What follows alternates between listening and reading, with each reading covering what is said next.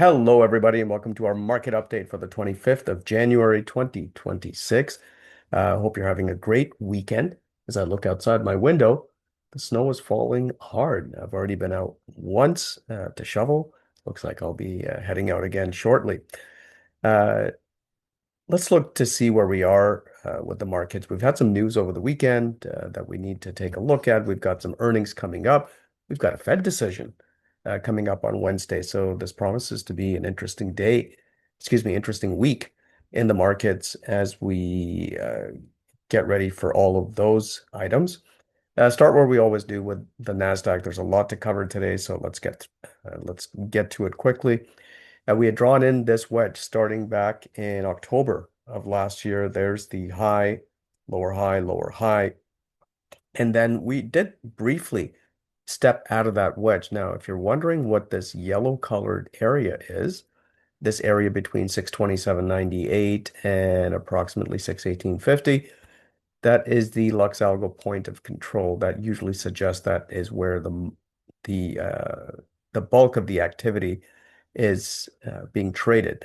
So even though we stepped out of the wedge here, we broke down on the 20th of January, which is last Tuesday. That was on the tariff talk against Europe. The next day, the tariffs were walked back, and we recovered very nicely and then couldn't get above that upper end of the wedge. We tried again the following day, and then the day after, which was Friday, we did. So plan of action for me is I need to see it break out of this point of control area here. I am getting a feeling, and I am hearing a lot about the software trade, the AI trade, perhaps losing a bit of its gloss or shine, and traders, retail investors, institutions, all of them looking more at things that contain hard assets like gold, silver, copper, platinum, palladium, etc. Um, US, excuse me, uh, rare earths as well. I'll talk about USAR in a moment. So with the group, what we've done over the last year or so is we've actually done a lot of work on silver and gold, et cetera, and we've had a lot of good trades in the metals. I don't expect that to change. I do expect pullbacks along the way, but I think as we're getting further into this midterm election year, a part of me thinks that the administration is going to do everything they can to make things as rosy as possible going into the midterm elections. Of course, we had another incident in Minnesota over the weekend, so we'll see how that plays out over the next little bit. But I still like the metals. We'll get to that in just a moment. Take a look at SPY here. We had the rising wedge on SPY. We broke in below it, but did find support at that 3 ATR that we have been looking at for the better part of a year now. And I found that when we find support at the ATR, and we found it right there. Look at that close. I'll zoom in a little bit so you can see it a little bit better. We found support right at that ATR, and of course, the next day we take off. So what I'm looking at for re-entries, and I'll show you this on a couple of names that I'm looking at today, is when we find support at the ATR and we get a reasonable close on the bar, and this is not a reasonable close on the bar. This would not give me confidence to go long. The only reason I would have confidence in this trade is because my stop loss would be, barring a gap, would be so small that I'm okay to take one, two, three, $4 here on uh, the flip side, having a gain of 10, 15, 20. So here we close at 677. We get up to 685 the following day, close at around 689 or so. So that's the way I'm looking at the re-entries in this particular market. IWM, I know I've said this before, it's one of the better performers with new Fed coming in, and there's always a bit of a learning curve with a new Fed. The markets kind of feel their way around to see which way the Fed's going to go. I think the new Fed, or at least the administration, has sort of telegraphed what they want to do with interest rates, which I know are going to be beneficial to the smaller companies. But if I look back and I think about what happened in 2020 and 2021, where a lot of these companies were financing operations at such extremely low interest rates. And now those same loans are coming up for renewal 5 years later, 6 years later. So starting in 2020, 5 years would be last year. Start in 2021, 5 years would be this year. And I think there are a lot of those zombie corporations that if the interest rates are not favorable to them for operations purposes, they really will not be able to survive. So while I like the fact that interest rates are coming down for these small corporations, I think there is still a little bit more risk there. This particular bar, I mean, we've had a nice healthy run up. This particular bar could be just some profit taking here. It's not, I'm not worried about the bullish trend on the Russell just yet. Now, going over to gold. This, for me, was one of the two stars of last week. Gold one, silver being the other. Closed at 49.79. We got very close to that magical $5,000 mark. We had asked a poll question to the group sometime towards the end of last year. What would happen first, silver to 100 or gold to 5,000? And most people, I think, had silver to 100 first, which did happen. I think it happened on Friday. We'll look at the chart to confirm that. But I like gold here. And more, I'm looking at some of the smaller miners in gold and silver. And I'll tell you what, I already own the big miners. So XGD is the core holding that's on the TSX. And this has all the big players in it. Barrick, Newmont, Agnico, uh, all of the other big gold producers are in XGD. So I'm comfortable with that. And when Peter brings up ideas in the market chat with the smaller silver producers or the smaller silver miners and gold miners, I'm really starting to pay attention to those because I think while XGD is going to have a nice, slow, steady run up, at least that's my prediction for it. Some of those smaller silver players, gold players, especially the silver players, I think they could be the big home runs here, like a 10x, 50x, 100x return if we continue going in this direction with silver. So that's why I was saying on the Friday chat, I'd like to have a place where we can track all of those ideas. And Luis was kind enough to offer to help. Luis, I'm sorry if you're listening on this recording here. I couldn't do that yesterday, but we'll set up a time this week so that we can figure something out because I think there are a lot of good ideas out there, and I don't want to miss out on them. So gold for me, this is my stop loss right here at on XGD at 58, which is about 9% away. If I look at gold futures,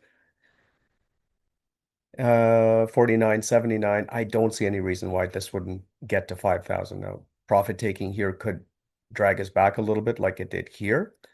And if we get rotation or if some other news comes out on AI or earnings reports on some of the major tech companies, Apple, Microsoft, Meta, Tesla, etc., if they report something that's so rosy that people want to rotate back into tech, that could change things. But for me, the overall trend for gold and silver is bullish. If I look at silver futures, let's first confirm if we did hit 100. We did. We, in fact, hit a high of 103.53. So if I go back and see where we started our journey with silver with the group, it was right around here. And I believe the price at the time on SLV was 30. So I'm going to say it was right around here. We really did catch this turn, and this was on the velocity system. And if I look at the gain that we've had since then, it's been a double, 204% or 204% gain. So basically a triple from where you started. So if you were in at 33, you'd be close to 102 right now, 101.35. My prediction for silver, and it's not much different than the experts that are out there on the metals, is I think we are bullish. We do have pullbacks along the way, and that's why on my PSLV position, so I've got two. I've got PSLV as well as SLV. On SLV, I have a caller. On SLV, I've got long shares, long 75 put, and short the 100 call. And I'll show you what is happening on SLV in just a moment. So PSLV, I bought the $20 put, and it was PSLV was on the TSX here. I bought the $20 put when the price was around 28. It was somewhere in this range here. Because my cost on this is around 12.50 or so. So it's been a nice gain, and I think I may just move my put up instead of selling a call against it, which I have done on SLV. So on SLV, when the price was around 72, when did we have a bit of a drop off? The price was around here. So what I did was I bought the shares. I bought a $75 put because I'm expecting this not just a point or two move. I was expecting a 20, 30 point move. But timing for me in the option field is always the fly in the ointment. So instead of trying to guess when it was going to happen, I just went out a year. So I looked at Jan 2027 options, and the caller is basically this. So buying the shares, buying a put at 75, and then selling a call at 100. Total cost for that combination, I couldn't just do a call debit spread because this is a retirement account, and Interactive Brokers does not allow you to do call debit spreads.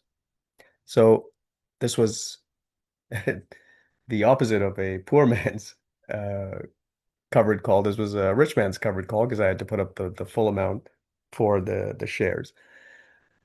So here are the shares, 70, I think two and change, 75 put, 100 call. Total cost of that combination was around 79 and change. So my max risk on that transaction, about $450. Total amount deployed, of course, 7,900. So I've got to take into account the opportunity cost of that 7,900 being tied up.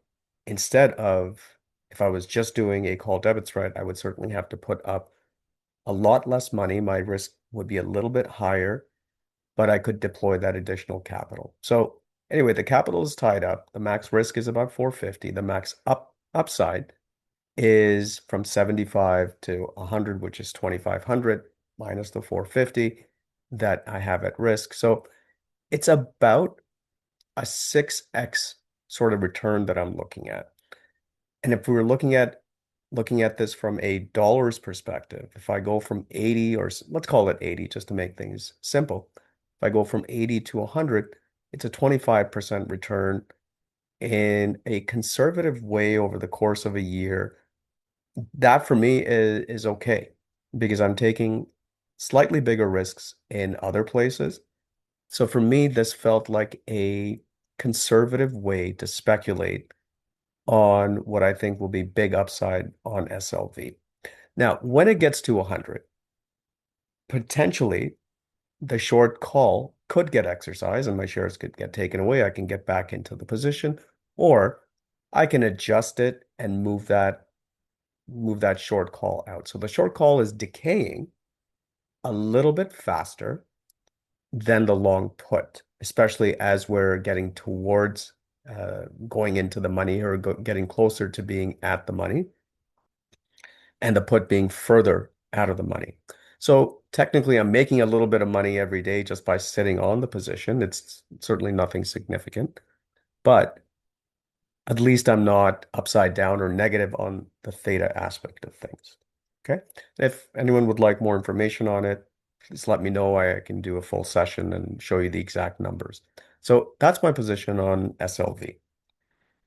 And as I mentioned, I'm expecting more upside, but I'm also expecting a little bit of volatility as we continue to go up.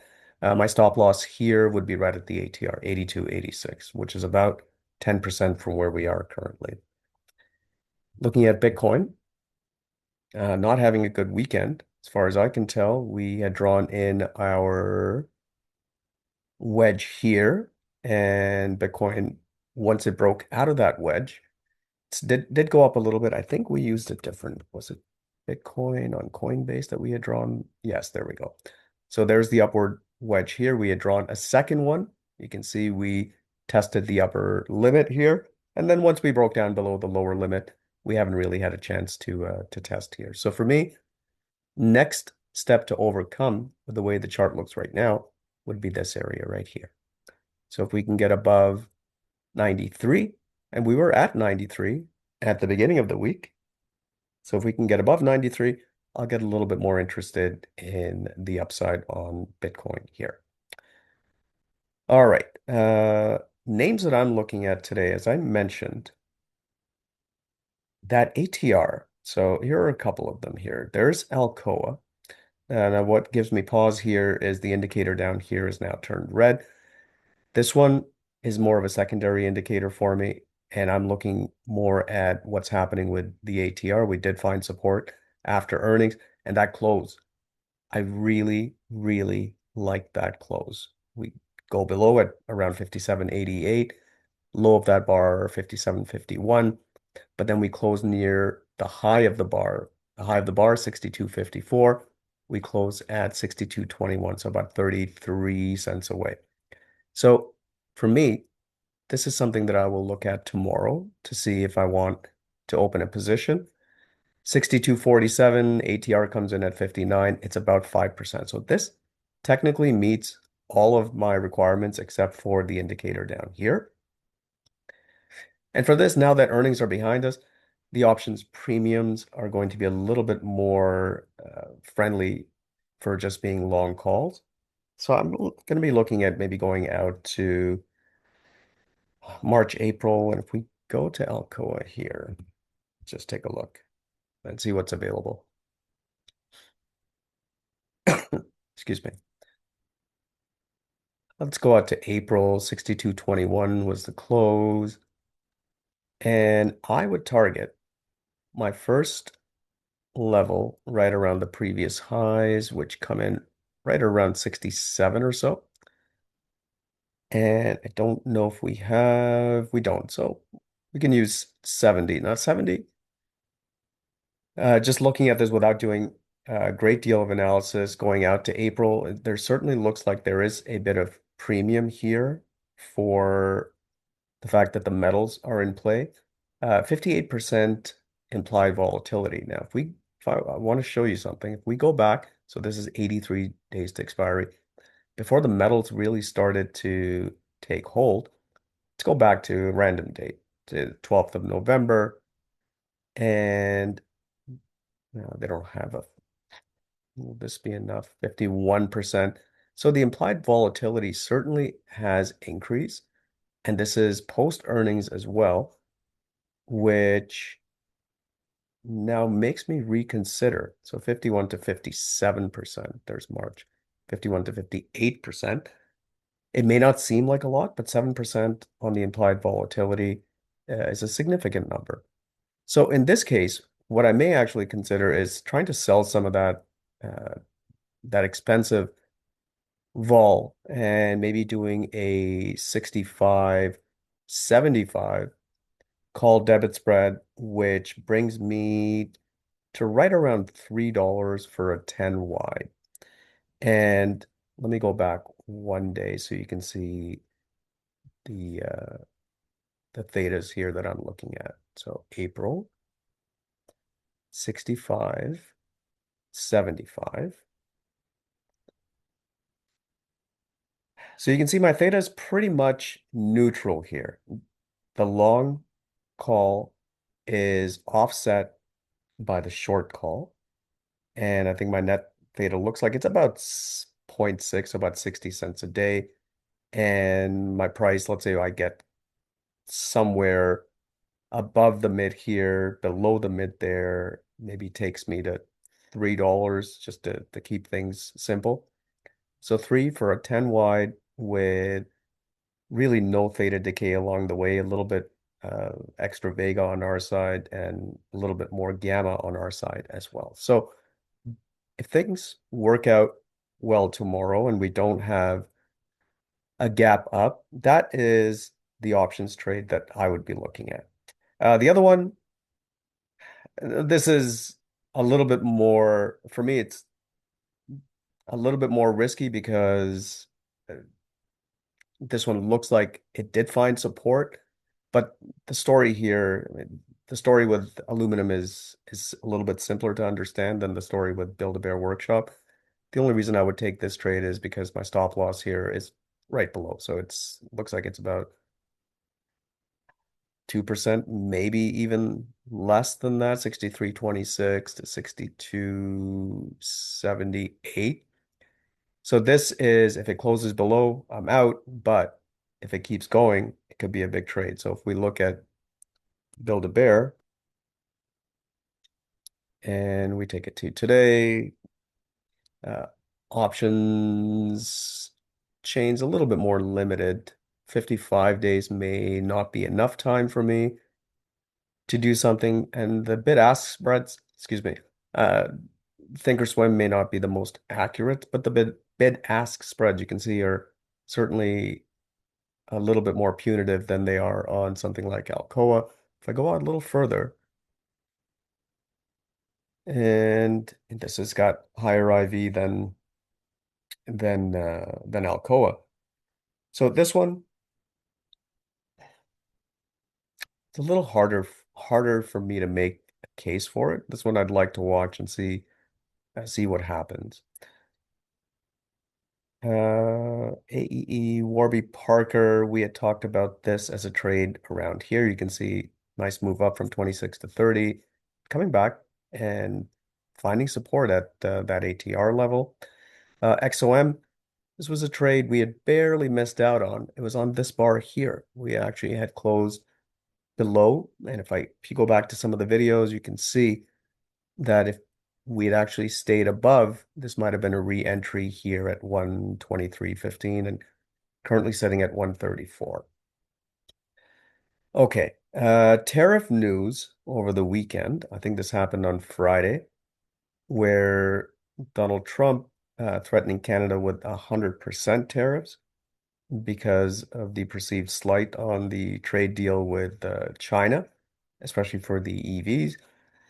If I look at where we are with the Canadian dollar, that's a very significant move on Friday. This was before the news broke on the tariffs. At least I think that's before the news broke on the tariffs. So I suspect that this is going to reverse on Monday. But with the tariffs, you never know. We get one bit of news one day, and then the next bit news that reverses the previous day's news the following day. So let's see where this plays out. But this has been a pretty strong move on the Canadian dollar post the Davos conference. As I mentioned, I think tomorrow or when we open up later today, I think this reverses a bit on the tariff talk unless news comes out between now and then that eases those tensions. So I'll keep an eye on USD CAD. We'll talk about that in the market chat tomorrow as well. Economic news. Oh, I want to look at one other thing. It was EWC. Sandy had brought up Turkey, but I wanted to look at the Canadian ETF as well. And you can see breakout here. This also maybe if this comes back to a little closer to the ATR, even though it looks far, it's actually not. It looks like it's less than 2% away or just about 2% away. So, but this is not a big mover. You can see from these lows here back in November, the move here. So let's do November 20th for both of these that we're going to look at.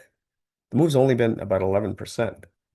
And if we look at Turkey, which Sandy had brought up, if we look at the same move from November 20th,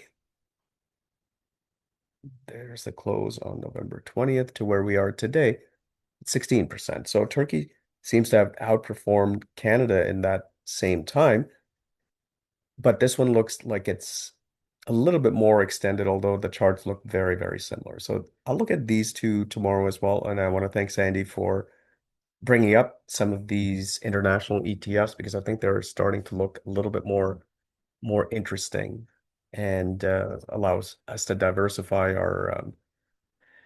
our trades a little bit more. Okay, now to the economic calendar.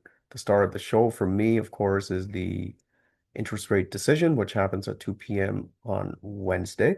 We also have the jobless claims that come out the next day, PPI on Friday. So Wednesday should be an exciting day if the Fed does something other than do nothing. And I told you about the trade that I have, which is the Fed does something instead of doing nothing. So rate increase, rate decrease, it doesn't matter whether it's 25 basis points or 50 or some other kind of decision. And I like the odds that I have there. So it was basically a 25 to 1 kind of bet that the Fed would do something other than keep the rates as they are. The odds are they keep the rates as they are, but if by chance they something happens, I'm happy with those with that kind of risk reward relationship. Okay, earnings. Let's move here. UPS, Boeing on Tuesday. And the last I checked, Boeing was the best performing Dow 30 stock this year. So we'll see if news there comes out positive. Northrop Grumman. We'll see if the military stocks are doing well. Nucor on Monday after close.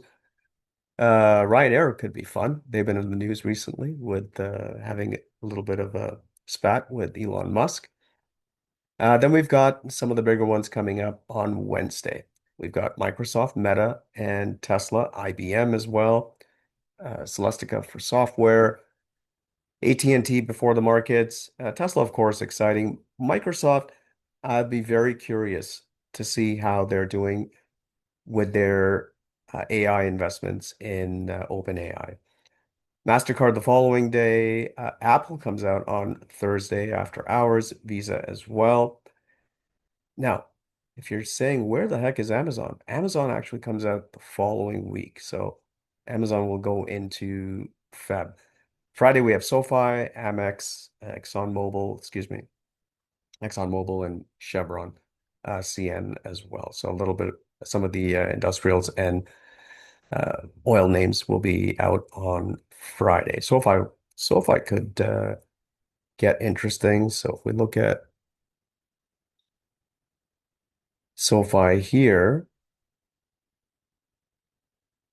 and I think this was around here where they did that secondary offering, and you can see it did find support at the ATR temporarily and then broke through. So if we're going and looking to see where we wanted to take a trade here, see there's nowhere along this where we go through the ATR and then come back up for a strong close like we do on Alcoa. So let me go back to Alcoa here. You see that? So if you go back and look on your charts and see how often that happens and how often this turns into be a good trade, I think it'll be interesting. USAR,